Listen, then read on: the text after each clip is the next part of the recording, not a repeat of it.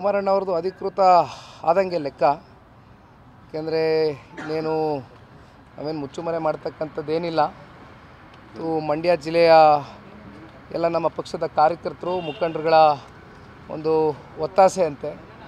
ಇವತ್ತು ಜಿಲ್ಲೆಗೆ ಸಾಕಷ್ಟು ವರ್ಷಗಳಿಂದ ಆಗಿರ್ತಕ್ಕಂಥ ಒಂದು ಅನ್ಯಾಯ ಏನಿದೆ, ಕುಮಾರಣ್ಣ ಅವರು ರಾಷ್ಟ್ರ ಮಟ್ಟದಲ್ಲಿ ಕೇಂದ್ರದಲ್ಲಿ ಖಂಡಿತವಾಗ್ಲೂ ರಾಷ್ಟ್ರೀಯ ನಾಯಕರುಗಳು ಕುಮಾರಣ್ಣನ ಒಂದು ರಾಜ್ಯದ ಪರವಾಗಿ ಇರ್ತಕ್ಕಂಥ ಒಂದು ರೈತರ ಪರವಾಗಿ ಇರ್ತಕ್ಕಂಥ ಒಂದು ಕಾಳಜಿ, ಒಂದು ಬದ್ಧತೆ ಏನಿದೆ ಅದನ್ನೆಲ್ಲ ಗಮನದಲ್ಲಿ ಇಟ್ಕೊಂಡು ಕುಮಾರಣ್ಣ ಅವರಿಗೆ ರಾಜ್ಯದ ಪರವಾಗಿ ಧ್ವನಿಯಾಗಿ ಕೆಲಸ ಮಾಡ್ತಕ್ಕಂಥದ್ದಕ್ಕೆ ಅವರ ನಾಯಕತ್ವವನ್ನು ಉಪಯೋಗ ಮಾಡ್ಕೊಳ್ತಾರೆ ರಾಷ್ಟ್ರೀಯ ನಾಯಕರು ಅಂತಕ್ಕಂಥದ್ದು ಬಹುತೇಕರ ಭಾವನೆ.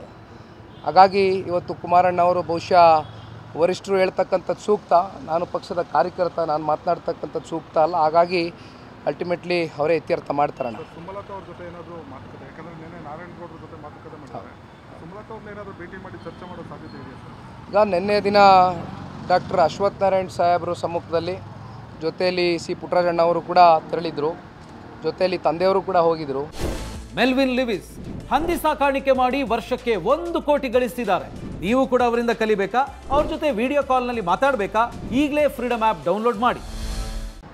ಹಾಗಾಗಿ ನಾರಾಯಣಗೌಡರು ನಮ್ಮ ಪಕ್ಷದಲ್ಲೇ ಶಾಸಕರಾದಂಥವ್ರು, ಹಾಗಾಗಿ ನಮಗೇನು ಹೊಸ ಪರಿಚಯ ಅಂತಕ್ಕಂಥದ್ದೇನಿಲ್ಲ. ಸಣ್ಣ ಪುಟ್ಟ ಮನಸ್ತಾಪಗಳು, ಭಿನ್ನಾಭಿಪ್ರಾಯಗಳು ಸಹಜ. ಅವರ ಕೆಲವೊಂದಷ್ಟು ರಾಜಕೀಯ ತೀರ್ಮಾನಗಳು ಬೇರೆ ಪಕ್ಷಕ್ಕೆ ಹೋದಂಥದ್ದು. ಆದರೆ ವೈಯಕ್ತಿಕವಾಗಿ ವ್ಯಕ್ತಿಗತವಾಗಿ ಇವತ್ತು ಮಾನ್ಯ ಕುಮಾರಣ್ಣ ಅವ್ರ ಮೇಲೆ ಭಾಳ ಗೌರವವನ್ನು ಇಟ್ಕೊಂಡಿರ್ತಕ್ಕಂಥದ್ದು. ನಿನ್ನೆ ದಿನ ಅವರು ಕೂಡ ಮಾತನಾಡಿದ್ದಾರೆ ಮಾಧ್ಯಮಕ್ಕೆ ಕುರಿತು.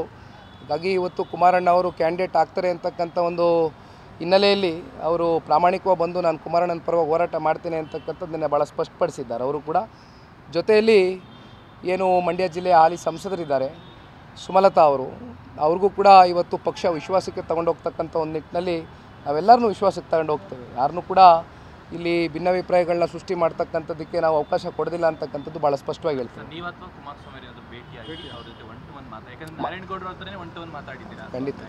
ಖಂಡಿತ ಅಂಥ ಸಂದರ್ಭ ಬಂದಂಥ ಸಂದರ್ಭದಲ್ಲಿ ಖಂಡಿತವಾಗ್ಲೂ ಯಾರ್ಯಾರನ್ನ ವೈಯಕ್ತಿಕವಾಗಿ ಭೇಟಿ ಮಾಡಬೇಕು, ಅವರ ಮನಸ್ಸಿನಲ್ಲಿರ್ತಕ್ಕಂಥ ಭಾವನೆಗಳನ್ನ ಯಾವ ರೀತಿ ಅವ್ರು ಮಾತನಾಡ್ತಕ್ಕಂಥದ್ದು ಇರ್ಬೋದು, ನಾವು ಮಾತನಾಡ್ತಕ್ಕಂಥದ್ದು ಇರ್ಬೋದು, ಕೂತು ಎಲ್ಲ ರೀತಿ ಚರ್ಚೆ ಮಾಡಿ ಒಟ್ಟಿನಲ್ಲಿ ಒಂದು ಆರೋಗ್ಯಕರವಾದಂಥ ಒಂದು ಚುನಾವಣೆ ಮಾಡಲಿಕ್ಕೆ ನಾವೆಲ್ಲರೂ ಸಿದ್ಧರಾಗ್ತೇವೆ ಅಂತಕ್ಕಂಥದ್ದು ಹೇಳ್ತೇನೆ. ಥ್ಯಾಂಕ್ ಯು ಅಣ್ಣ.